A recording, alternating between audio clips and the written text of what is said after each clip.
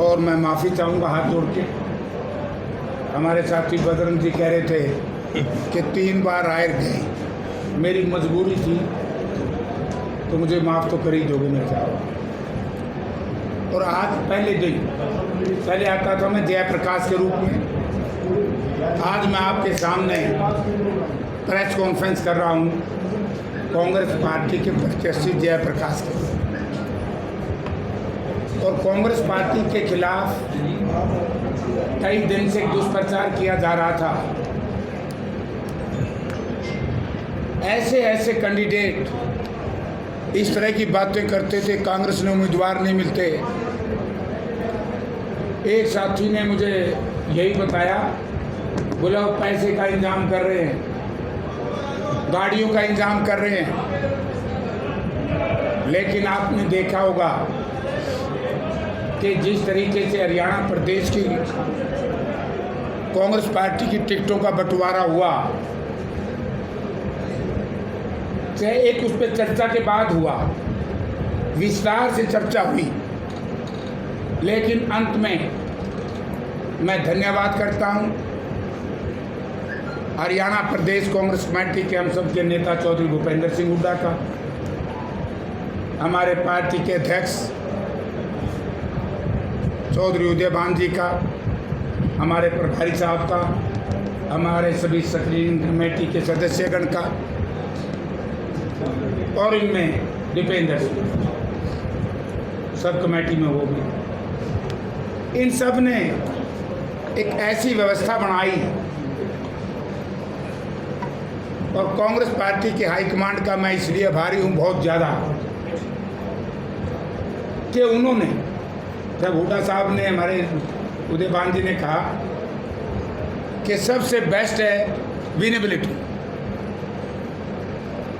Winnability पे ticket मिली। आज मैं इसलिए बात इतनी लंबी आपसे कही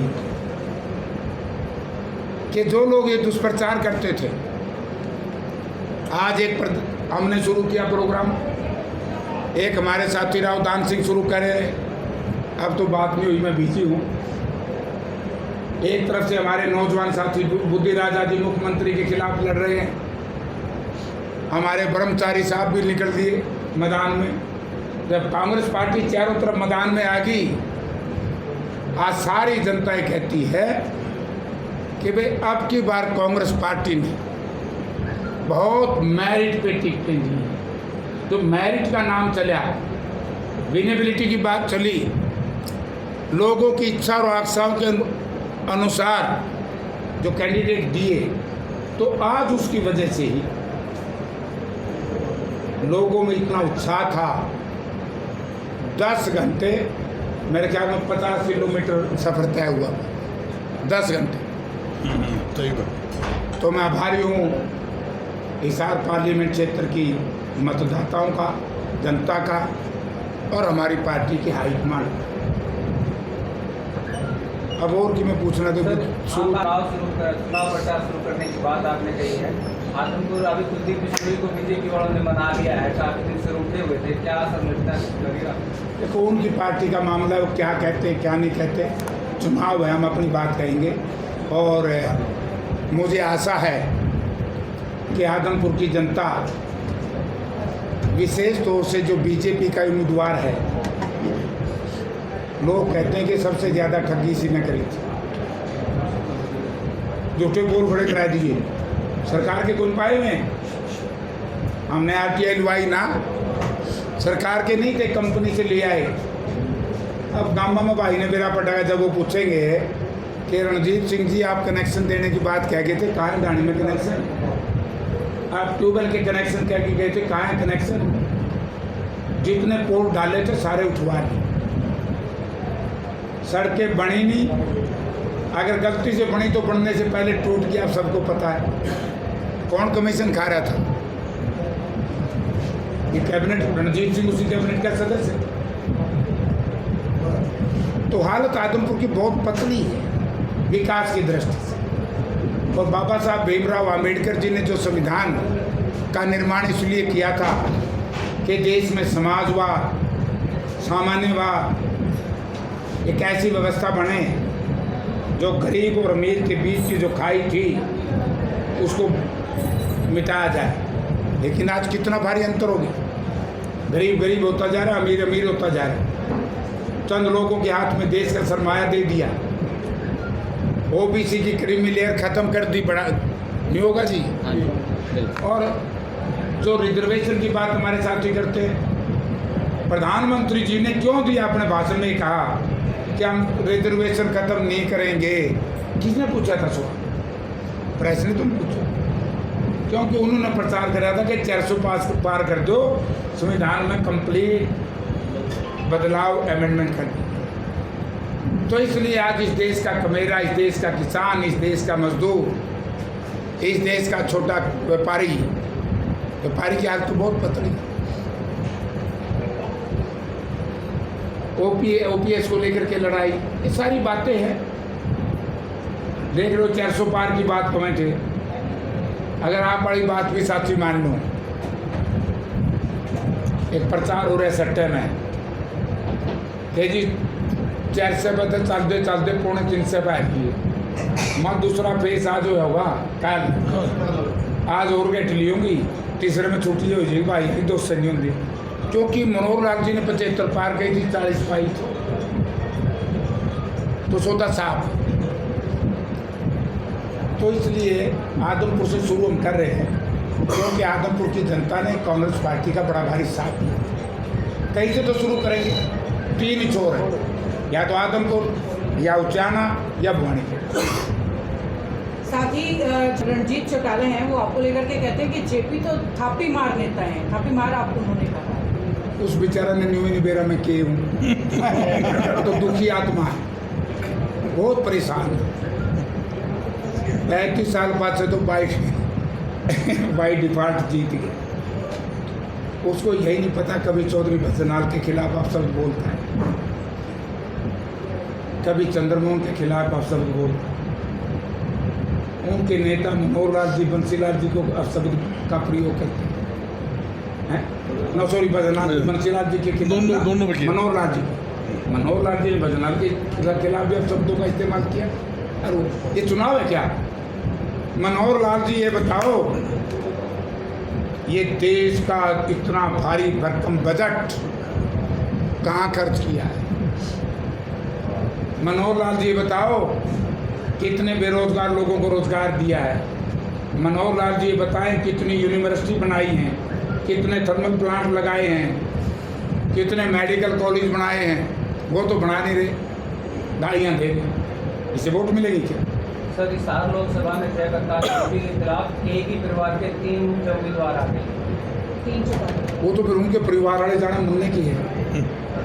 मेरी लड़ाई तो बीजेपी से है, क्योंकि बीजेपी और उसकी 2 सहयोगी पार्टियाँ, वो तो उनकी सहयोगी है बीजेपी। रणजीत बेचारे का क्या? रणजीत का तो आप देखोगे कुछ बगदा रहता है।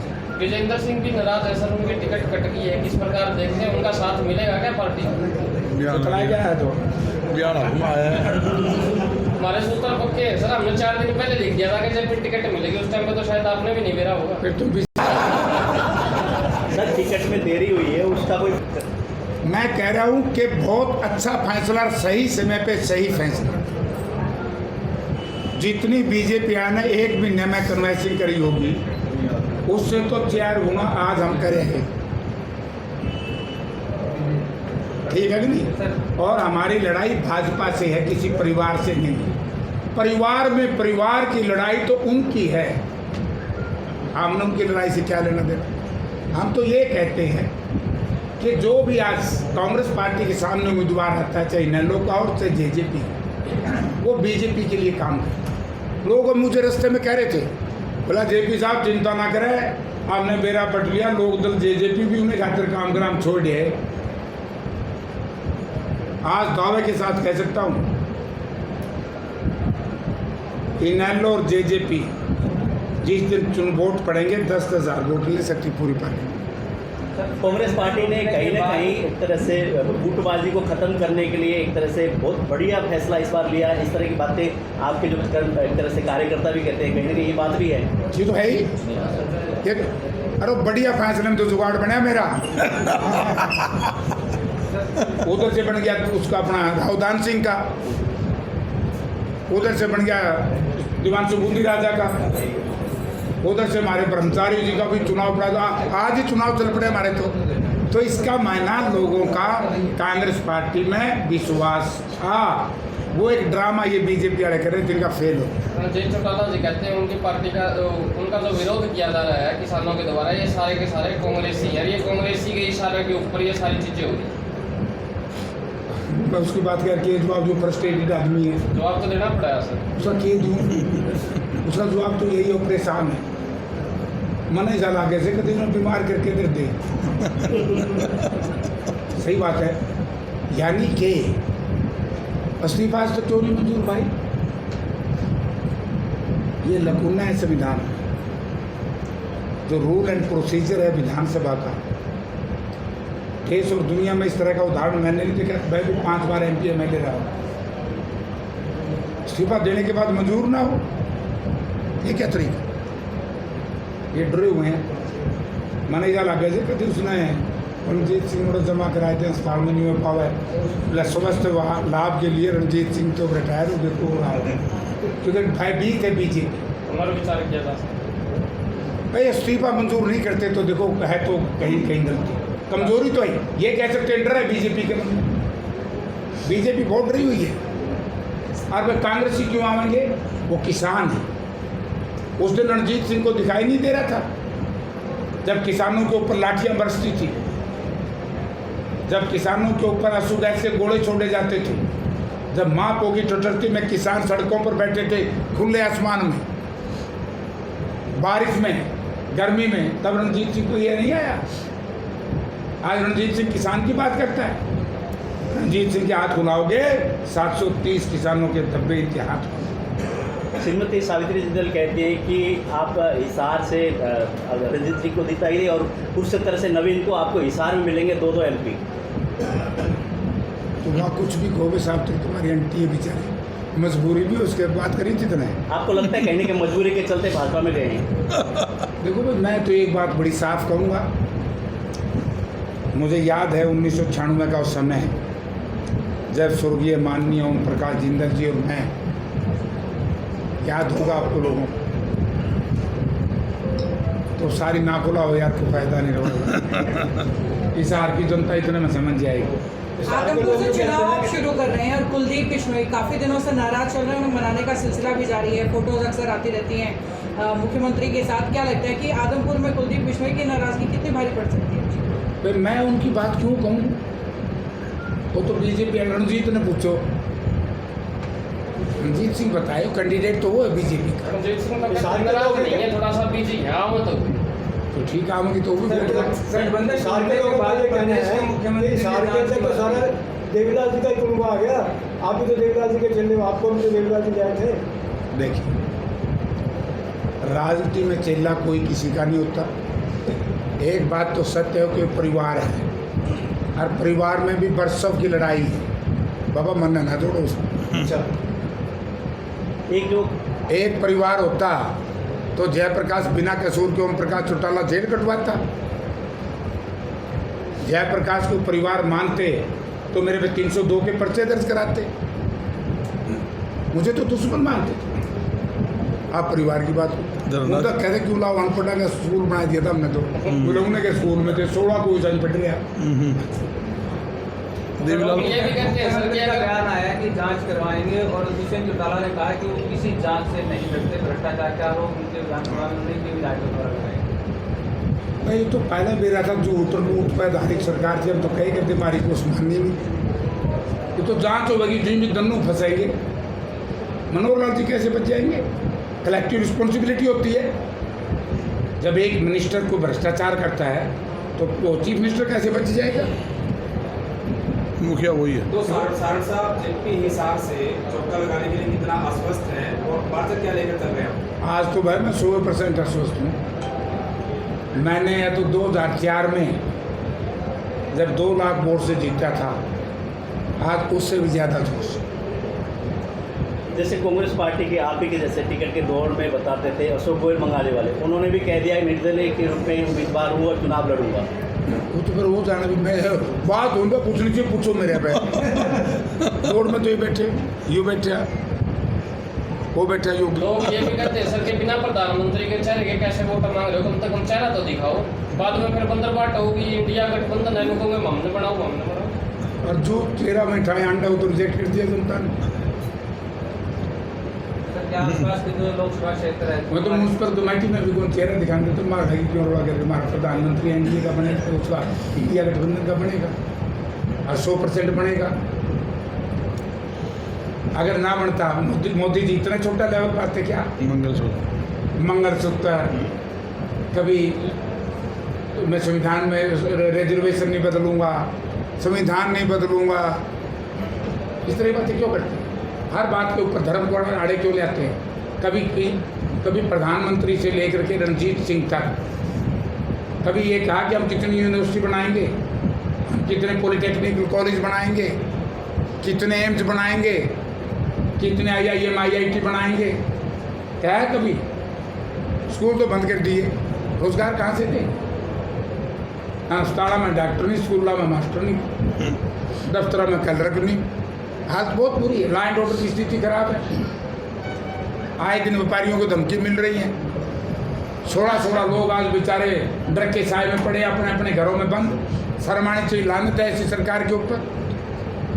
सर हिसार के जो बीजेपी के जो प्रत्याशी है वो सरसा में चुनाव प्रचार के लिए जा रहे हैं, चुनाव सरसा वाले हिसार जा रहे हैं। क्या कांग्रेस का भी ऐसा देखा जा सकता है कि कुमारी सरसा आपके पुराना में आप प्रचार के लिए आप सरसा में? उनका तो पल्ला की में है नहीं, वो तो रद्द है। माहौल में तो सारे बह जाएंगे, क्यों आना जाना रहेगा, एक दूसरे के पक्ष में प्रचार करेंगे, उसमें क्या एक मंच पे समय अनुसार दिखाई दे सकते हैं। जी देखो क्या होता है, अब चुनाव चल रहा है। मैंने जिन नेताओं की जरूरत है मैं बुलाऊंगा, बहन शैलजा जी ने जिनकी जरूरत है वो बुलाएंगे, दान सिंह ने जिनकी जरूरत है वो बुलाएंगे। अब सारे तो एक मंच पर इकट्ठे नहीं हो पाएंगे ना। भाजपा कहती है 10 की 10 सीट जीतेगी। ये भी दरअसल है। मैंने एक बात कही थी 2004 में, मैं सारी जीतांगे। और वाजपेयी साहब भारत के प्रधानमंत्री थे, उनके तुलना में तो आज का प्रधानमंत्री कहीं स्टैंड नहीं करता। क्या हाल हुआ था याद है? छोटा था मैं बता दी।